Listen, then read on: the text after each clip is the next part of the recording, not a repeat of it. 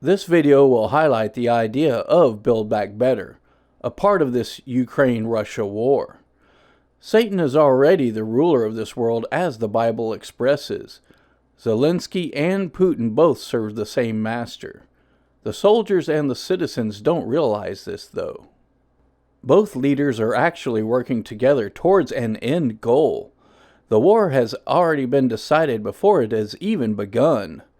The war will be used to force the Ukraine into the Golden Age.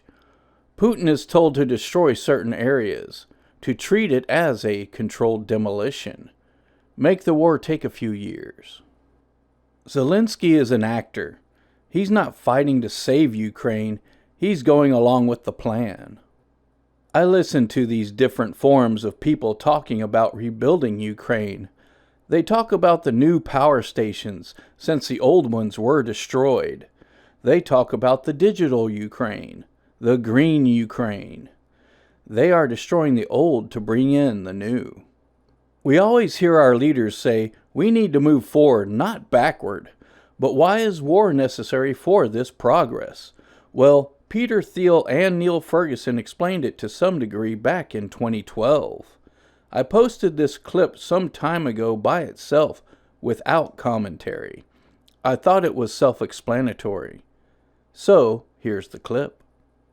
The New York Times op-ed the day after Hiroshima basically it was sort of like, well, the people who believe in the private sector, paraphrasing this part, they have a lot of explaining to do because the Army organizing and directing scientists was able to achieve something the private sector could not have done. Almost verbatim quote now would be, and the result, question mark, an invention, the nuclear bomb, was given to the world in 3 short years that it would have perhaps taken prima donna scientists half a century left to their own. Now that is the scientific pro-government perspective. You said earlier that it took a Cold War, just as it had taken World War II to produce the Manhattan Project, it took a Cold War to produce the space race. Are you saying that without that kind of conflict, there just isn't a way for the federal government to be truly innovative, to encourage technological innovation?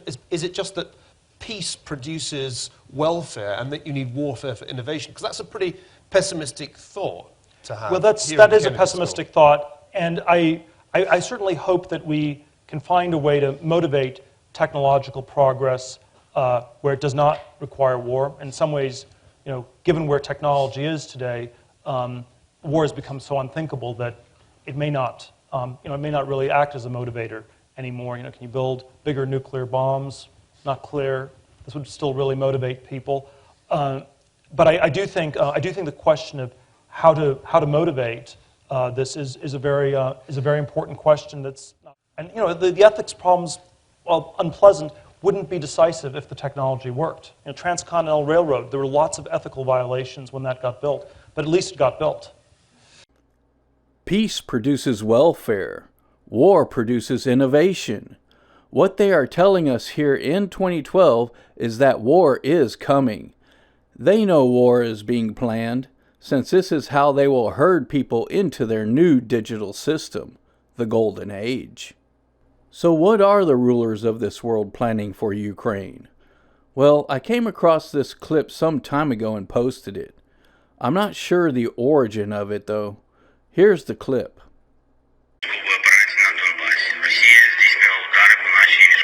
Let's look 8 years ahead. 2030. The history of the new Ukraine is studied all over the globe. Why? Because Ukraine became the most digital and convenient country in the world. Scripts have replaced bureaucrats. 500,000 former public servants are successfully integrated in the new economy. No more red tape, but paperless. No more banknotes, but cashless. Yes, we became the first country to abandon paper money. Ukraine now has the best tax system for the IT industry and the most affordable e-residency. Thanks to Ukrainian engineers and programmers, the R&D centers of the world's top technology companies operate successfully, and Ukraine ranks first in the world by the number of startups per capita. Ukrainian courts are guided by artificial intelligence, and all notarial acts take place online. Ukrainian customs is fully automatic and the fastest in the world. Customs clearance and car registration can now be done in 3 clicks from your smartphone. Because of war and internal migration, we have built the most flexible and modern digital education. Brave military and civilians get quality treatment with modern remote monitoring and e-health systems. Ukraine also has the most effective cyber defense in the world.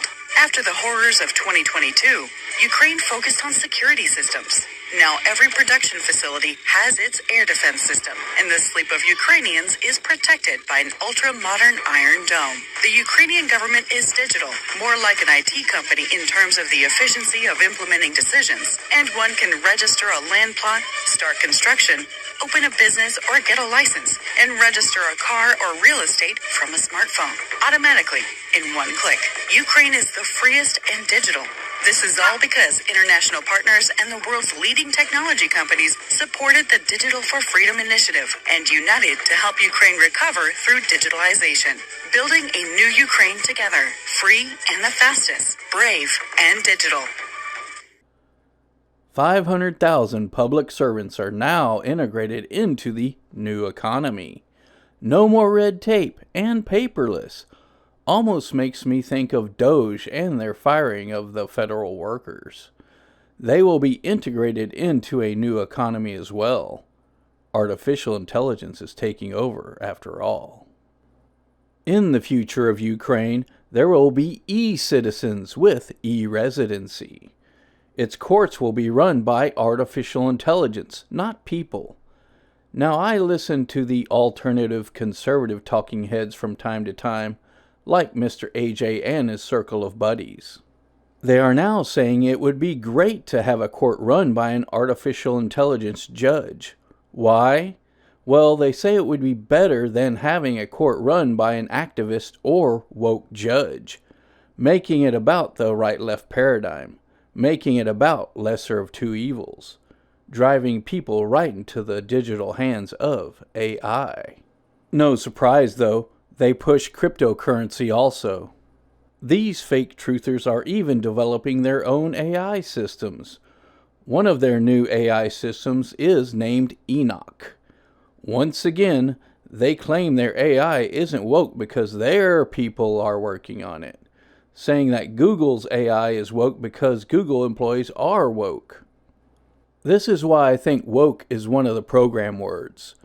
The woke culture was seeded into the population years ago with a goal in mind. Now people will automatically assume that because something isn't woke, it must be good. They will accept the evil of AI as long as it isn't woke, for example. But what else about the future of Ukraine? Well, besides courts with AI, they will also have distance education, online lessons, and the digitization of schools. No more brick buildings. STEM education, is that about stem cells? Why is that a part of it? Telemedicine will be a part of the future. This will tie into remote monitoring. With the nanotech biosensors, they can tell you when you need a medical appointment. The artificial intelligence will govern the new e-health systems. It will call you when it's time for an appointment, and you better show up, or else. And of course, an ultra-modern Iron Dome, the most advanced territorial protection system. Bad guys can't get in, but will you be able to get out? The freedom of the digital age, a total lie. This was a quick video. I hope it adds an extra piece to the puzzle. So hold on to Jesus, it's going to be a bumpy ride.